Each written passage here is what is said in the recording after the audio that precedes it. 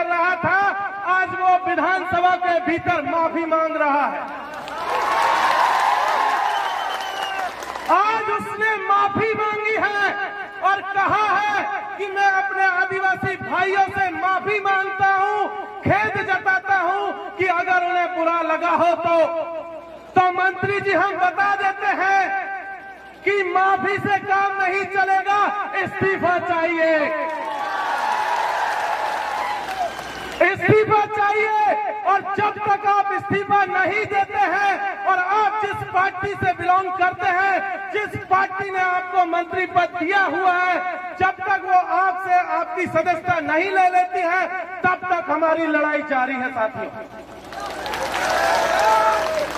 जब हम लोग यहाँ पर बैठे हैं, हमारे दो साथी भील प्रदेश की टी शर्ट पहन करके विधानसभा में आपकी आवाज को मजबूती से बुलंद कर रहे हैं। यहाँ से उन साथियों को हम सब हुल जोहर करते हैं, इंकलाब जिंदाबाद पेश करते हैं। साथियों, ये जो लड़ाई हमने छेड़ी है, ये कोई छोटी लड़ाई नहीं है। कुछ मंत्री, एक जनजाति मंत्री हैं, वो कह रहे थे कि ऐसा नहीं हो सकता है। ऐसे बहुत से लोग थे, जब अंग्रेजों की हुकूमत थी तब भी ये वही लोग थे जो अंग्रेजों के यहाँ माफीनामा लिखते थे, उनसे जो है वजीफा लेते थे, उनसे पैसे लेकर के दलाली करते।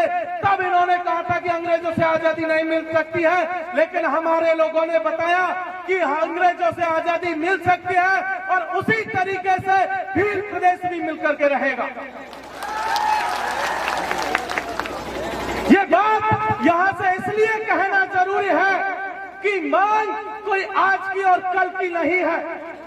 हमारी मांग पिछले हजारों सालों से जो टेरिटरी बनी हुई थी, पिछले हजारों सालों से जो हमारी व्यवस्था बनी हुई थी, उस व्यवस्था को फिर से कायम करने की मांग है साथियों।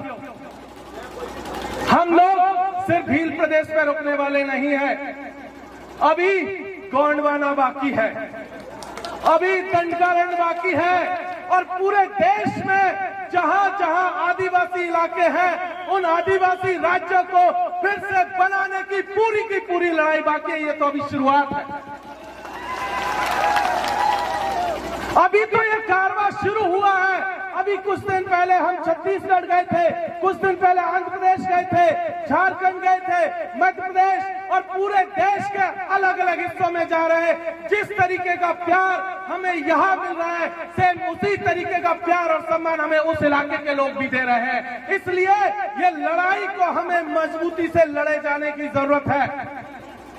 हमारे जो साथी विधानसभा के भीतर हैं, हमारे सांसद जो राजकुमार जी संसद के भीतर हैं, जो लड़ाई वो संसद के पटल पर लड़ रहे हैं, उस लड़ाई को हमें सड़कों पर भी जिंदा रखने की जरूरत है। उनकी ताकत हम लोग हैं और हमारी ताकत वो लोग हैं, क्योंकि प्रस्ताव हम लोग यहां से भेजेंगे। अभी मंत्री जी कह रहे थे कि ऐसा कोई प्रस्ताव सरकार नहीं भेजेगी, तो मंत्री जी आपको बता देते हैं कि आपके हाथ में कुछ नहीं है। प्रस्ताव मानगढ़ की जमीन से जाएगा और आपको मानना पड़ेगा। अभी तो सिर्फ 4 हैं विधानसभाओं के भीतर, 1 आदमी संसद के भीतर है। और अब जब यह हालत है, तो आने वाले दिनों में जब संसद में हमारे और लोग होंगे, विधानसभाओं में जब हमारे और लोग होंगे, तुमको क्या तुम्हारा बाप भी मानेगा। ये जो लड़ाई हम लोग लड़ रहे हैं, इससे पहले भी कुछ लोगों ने लड़ाइयां लड़ी थी। उन लड़ाइयों को याद करके लड़ने की जरूरत है कि किस तरीके का संकट आज की तारीख में हमारे ऊपर चल रहा है। कल मध्य प्रदेश में अनुसूचित जनजाति आयोग का जो अध्यक्ष है, वो आकर के कहता है कि आदिवासियों को वन अधिकार अधिनियम 2006 के तहत जो जमीनें मिली थी, वो जिनको मिलनी थी वो मिल गई, अब नहीं मिलेंगी। तो इसलिए इस लड़ाई को यहाँ से फिर से जब शुरू कर रहे हैं, तो ये कहने के लिए कर रहे हैं कि मंत्री जी आप ये बात मुगालते से निकाल दीजिए, दिमाग से निकाल दीजिए। जो जमीन हमारी थी आजादी के पहले, जब तक वो पूरी नहीं मिल जाती, तब तक हम लोग लड़ते रहेंगे आपसे। अभी पिछले दिनों उन्होंने टाइगर रिजर्व प्रोजेक्ट के नाम पर राजसमंद में जमीन को लूटने का सिलसिला शुरू किया, पूर्वी राजस्थान में करौली और धौलपुर में लूटने का सिलसिला शुरू किया, झारखंड के पलामू में लूट रहे हैं, देश के अलग अलग हिस्सों में वो जमीन को लूटने की कोशिश कर रहे हैं। तो हमें वहां के साथियों के साथ भी खड़े होने की जरूरत है साथियों।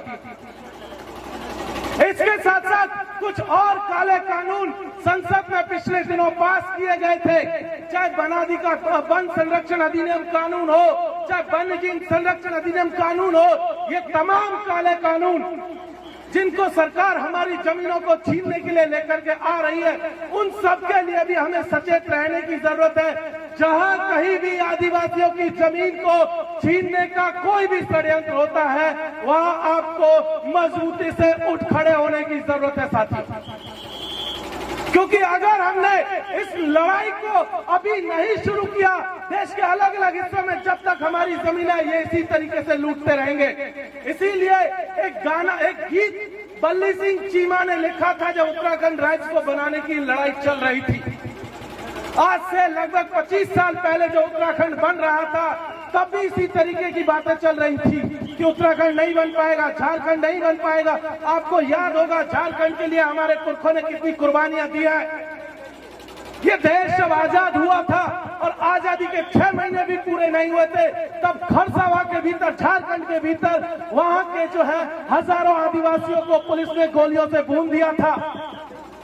लेकिन वहां के आदिवासियों ने वो लड़ाई लड़ी और उनको जो है लगभग 50 साल बाद जो है उनको अपना राज्य मिला।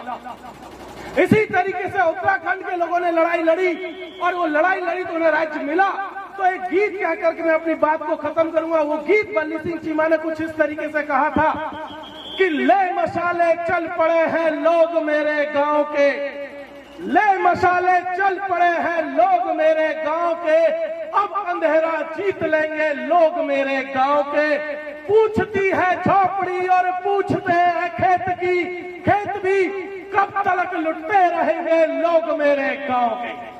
साथियों, ये याद रखने की जरूरत है, चाहे खेत हो, चाहे खलियान हो, चाहे स्कूल हो, चाहे कॉलेज हो, चाहे सड़क हो, चाहे संसद हो, जब तक हम लोगों को ये मशाले लेकर के आगे नहीं बढ़ेंगे, हमारी लड़ाई हम नहीं जीत पाएंगे। इसलिए इन तमाम चीजों को याद रखते हुए मैं आप सबसे एक वादा करने आया हूं कि मैं पूर्वी राजस्थान से आता हूं।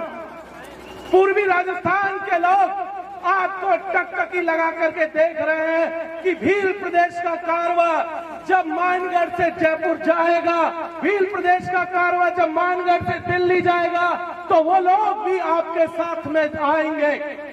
पूरा का पूरा पूर्वी राजस्थान आपके साथ आएगा, पूरा का पूरा मीणा समाज आपके साथ आएगा। यही बात कहकर मैं अपनी बात को खत्म करता हूँ। बहुत बहुत शुक्रिया। ડિસિઝન ન્યૂઝના બીજા વિડીયો જોવા માટે ચેનલ સબસ્ક્રાઇબ કરો અને બેલ આઇકન બટન પર જઈ ક્લિક કરો। સ્વતંત્ર અને આઝાદ પત્રકારત્વની મદદ કરવા નીચે આપેલા થેન્ક્સ બટન પર જઈ ક્લિક કરો। મદદની કિંમત નિશ્ચિત કરો અને ડિસિઝન ન્યૂઝની આ સફરમાં અમારા સાથી બનો।